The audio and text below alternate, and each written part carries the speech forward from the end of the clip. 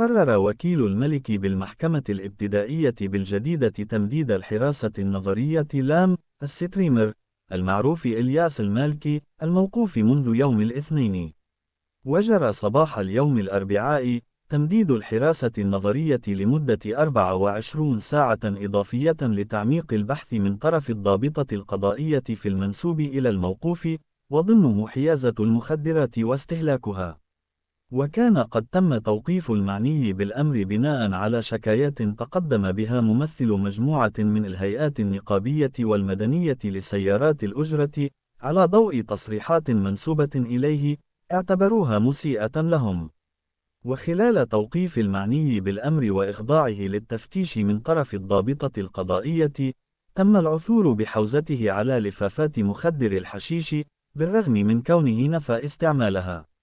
في المقابل، علمت جريدة هيسبريس الإلكترونية من مصادر نقابية أن بعض مهني سيارات الأجرة قرروا التنازل عن متابعة المعني بالأمر. وحسب مصادر الجريدة، فإن أقارب إلياس المالكي تواصلوا مع ممثلي الهيئات المهنية صباح اليوم، وينتظر أن يتم منحهم تنازلا لتقديمه أمام النيابة العامة من أجل الإفراج عنه.